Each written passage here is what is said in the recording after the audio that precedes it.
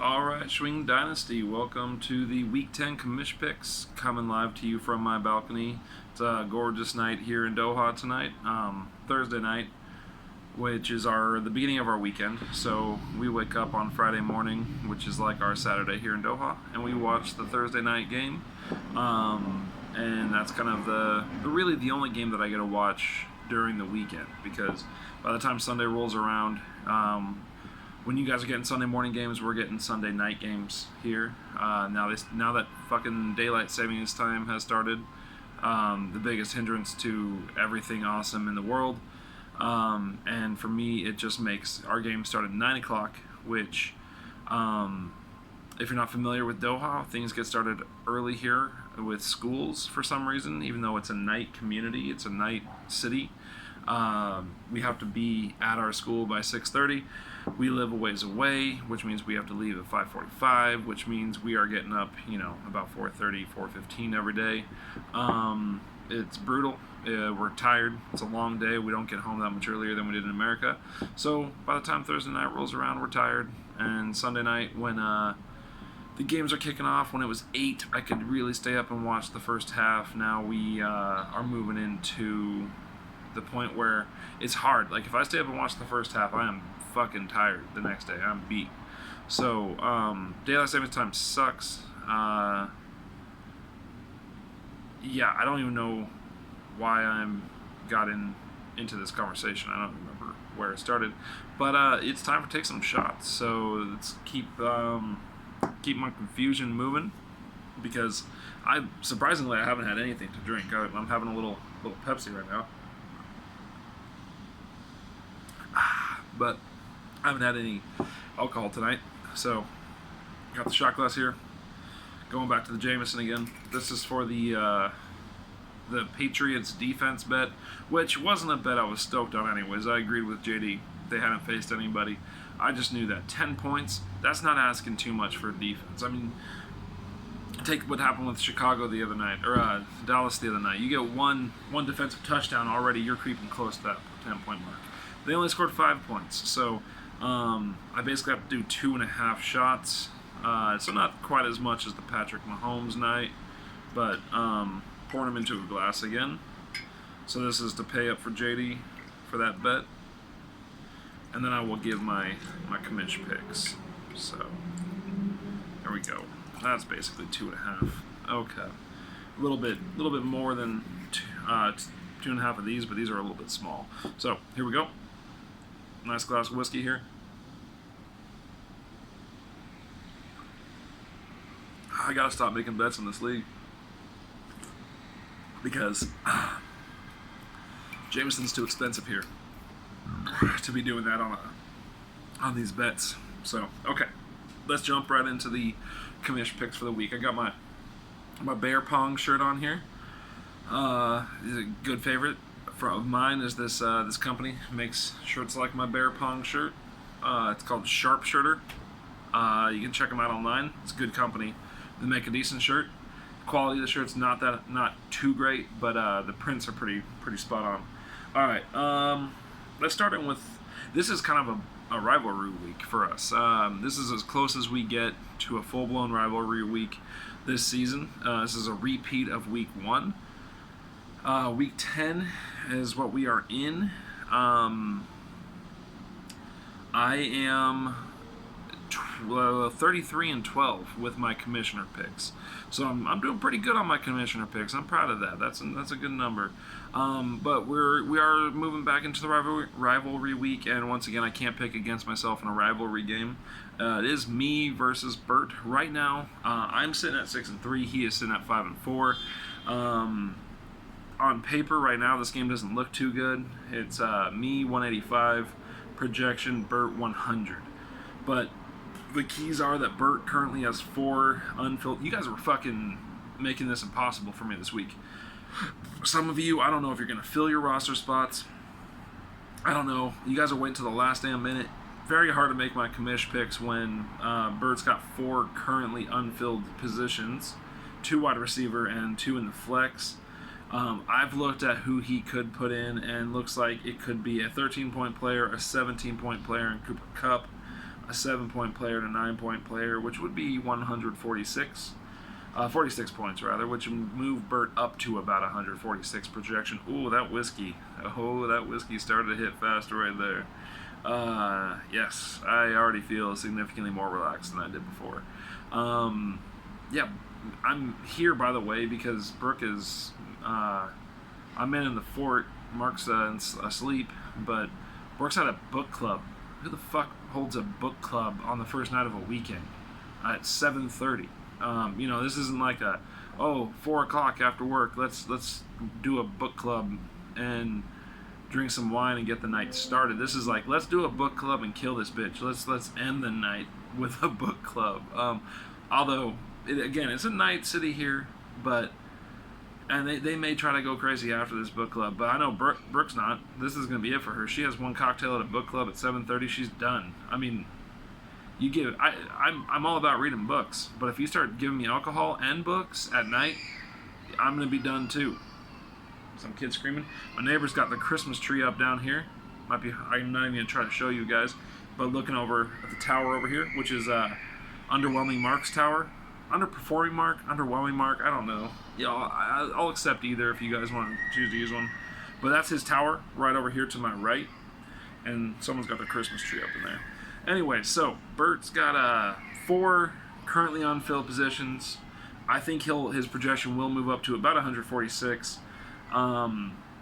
Still 40 points behind my projection. For Bert to win, I need to have a week like last week where my players are do not hit their projections, and he needs to have a huge game by Cooper Kupp and George Kittle.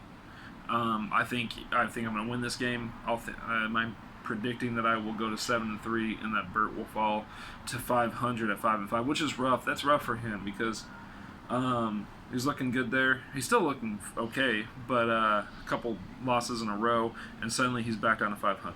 Very close league right now. Second game, Adam versus Sean. Okay. Adam versus Sean. Adam is 1-8. Sean is 5-4. Oh, this game is gonna make me need to take a little bit more. So I'm just gonna pour a little in this cup right here because Adam, my brother, his projection's 26 points right now. I didn't say that's 26, not 126. 26 points. I don't even know how you do that. He's projected against Sean at 140, but seriously, 26 points. He's got Marcus Mariota in the starting lineup. The Titans don't have Marcus Mariota in their starting lineup, but Adam does. You know who's on his bench? Drew Brees. Okay? Drew Brees is on his bench. Ezekiel Elliott is on his bench. Kenny Golladay is on his bench. So, there's only a few things I can do. The only few things I can assume, I'm not going to do anything. Who cares? Your team. You guys are the managers. I'm going to assume. So I went through and I looked at Mel Kiper's big board to see the players that are most likely to be picked at the top end of the NFL draft in April. And I made up some names. Obviously, we've all heard of tanking for Tua. That's what the Dolphins have been rumored to be doing all season, tanking for Tua. So this is college players, by the way, Tua Tagovailoa, however you want to say that. I'm not even going to go back and try it again. So tanking for Tua. Maybe he's bombing for Burrows, Joe Burrows. Hobbling for Herbert, Justin Herbert.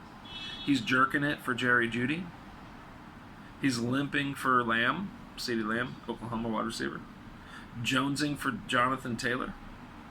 So those are some possibilities. I don't know if he saw Phil's leaving his quarterback position unfilled last week and was like, hey, Phil's not beating me for those lottery balls to get the first pick. I'm gonna make sure Phil cannot get the first pick in this draft. Well, he can because it is still a lottery. I'm going to heavily favor the worst record. I don't want this to be a situation where the worst teams do not get rewarded for being horrible. That sounds wrong, but you know what I mean. If one Adam's roster overall, other than last week where he almost beat me, Adam's roster has needed the most help, probably followed by Phil's this year, and I think that our league should be built towards some form of parity. And I do want him to get the last spot near the first pick, but not him. Whoever is last place should get the first pick. But there will be a lottery system that will favor the worst record. But we'll see if it plays out. So it's not a sure thing. So tanking may or may not work. But anyways, so I'm picking Sean. I picked Sean to go to 6-4, and okay, yeah. So I'm picking myself to go 7-3, Sean to 6-4, and that would move Adam to 1-9. All right.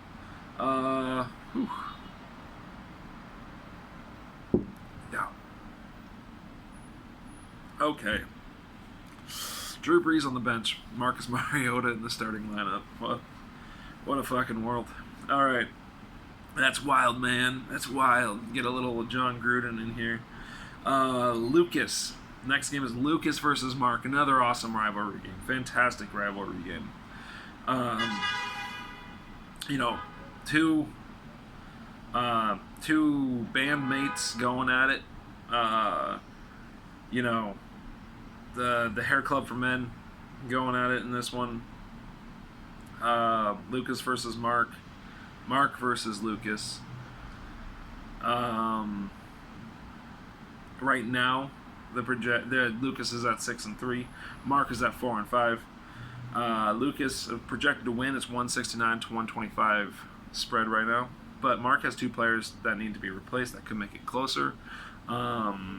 The key to this game, though, it continues to be the same thing for Lucas, and that's Christian McCaffrey. So as long as he's got Christian McCaffrey, I don't see this being I'm not going to pick against Lucas for a while. I haven't picked against him for a while, and I can't pick against Christian McCaffrey's team at this point. So, underwhelming Mark will fall to 4-6,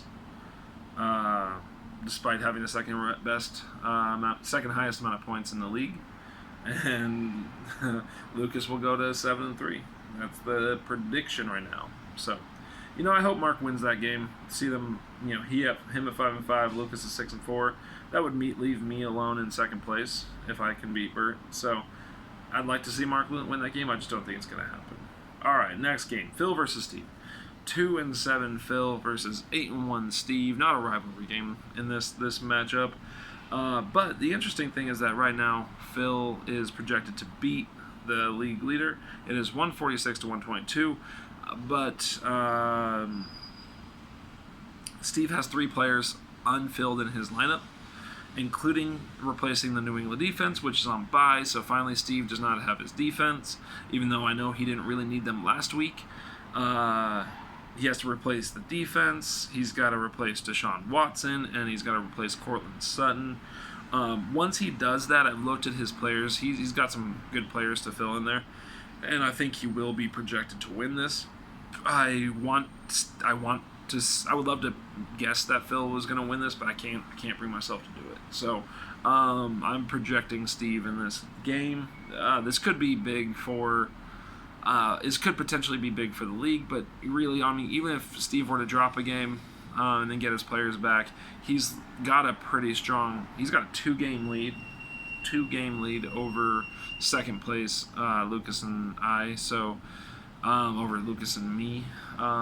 So Steve is coasting towards the playoffs at this point. He's in. I think he's in. I can't imagine a scenario where he doesn't make it. But I don't know. Sleeper hasn't shown me that with any asterisks or anything. So, but I'm pretty sure Steve is in the playoffs. I think we can all agree that that's likely happening. I'm picking Steve in this game, even though I am hoping that Phil comes up with the upset here. That would be pretty awesome. Okay, now, game of the week. It's a rivalry-style game of the week. JD versus Daryl. Big Doha matchup here. Right now, JD is sitting at 3-6, coming off of a brutal loss to Mark last week, where he scored a ton of points, 190-something points, 192, I think, and still managed to lose to the league leader in points last week, who still has a losing record. And that's so JD is 3-6 now with that horrible loss. I mean, that was it's just brutal when you lose to one of the only players that would have beaten you that week. And then Daryl sitting at 5-4. The projection right now has Daryl winning. It's something like wow, I didn't write this down, 164 to 156 or 157, something like that. But I'm going to go through this game because I'm fascinated to see how this plays out. He's got this game has Lamar Jackson versus Patrick Mahomes at quarterback. It looks like Mahomes will be back. Lamar, the dude has been playing amazing. It's a great quarterback matchup. At running back, they got Todd Gurley and Melvin Gordon. JD has Todd Gurley and Melvin Gordon up against Aaron Jones and David Montgomery for Darrell. I think that's a clear win for JD. I really do believe that Melvin Gordon is being under-projected at this point. I think last week was his welcome back. Gurley, his projection's not even astronomical, so we got a chance here for a big running back performance from JD's players. The receivers, though, are going to slant towards Darrell's favor. They got Jarvis Landry this is for JD. Jarvis Landry, Emmanuel Sanders, and Deontay Johnson versus Darrell's Tyreek Hill, Steph Diggs, and John Brown. And he's got someone else on his bench that's escaping. He's got Marvin Jones, who I know he's not really trusting at this point, but he's got someone else too. Robert Woods, I think it is. Robert Woods on his bench that he could slide in there for John Brown even. So I think the wide receivers slant towards Darrell in this one. So you got running backs probably favoring JD, wide receivers probably favoring Darrell. And then you got the tight end position, Hunter Henry versus Jonnu Smith. JD's got to win that one. Hunter Henry has to be big for JD in this matchup. And then you got an interesting flex with Devontae Freeman versus David Johnson. I don't think anyone knows what you're going to get from those players every week, but they both can put up numbers, or they both can be completely useless or injured or not playing or for whatever reason. So very interesting flex play there. And then I think this one, I don't know who that slants to. That one's to me is a wash. I think overall the flex does slant towards Darrell, though, because the next one is Jack Doyle versus Damian Williams. Now, this could be a letdown for Darrell. Damian Williams could go back to doing nothing. I'd like to thank Pepsi for sponsoring our show tonight. Damian Williams could go back to being trash. I mean, Andy Reid doesn't seem to fully trust the dude. Or at least he doesn't want to, I don't know, maybe he's trying to do his best Belichick impression and just keep everyone guessing week to week. So, I think Damian Williams has a better chance to hit than Jack Doyle does. So that slants towards Darrell with the flex. Rams defense for JD, who is playing against Pitt. That's a big opportunity for that defense. Get some turnovers. And then Darrell has the Green Bay defense against Carolina. Still rolling out Josh Allen or Bryce Allen or Allen. I don't even know what that kid's name is, but I know his name is not Cam Newton, and it's not a healthy Cam Newton. So Green Bay has a shot there. They've got a good secondary, but Christian McCaffrey again. Who knows what that guy's going to do in this game? So I think that favors JD. I think the Rams defense versus Pitt favors JD. So you've got JD's running backs, tight ends, defense, kind of holding the advantage there, and then you've got Darrell's wide receivers and flex holding the advantage. So what it really comes down to for me is Lamar Jackson versus Patrick Mahomes. And if Lamar beats his projection, JD wins this game. I can't. That's the only way I can see JD winning this game. No, I shouldn't say it's the only way. No, take that back. That's not the only way I see it. I see it. That's the only way this game could turn out if Lamar beats his projection. If Lamar beats his projection, JD wins this game. And I'm just going to go out and I'm going to go for it. I'm going to make the prediction.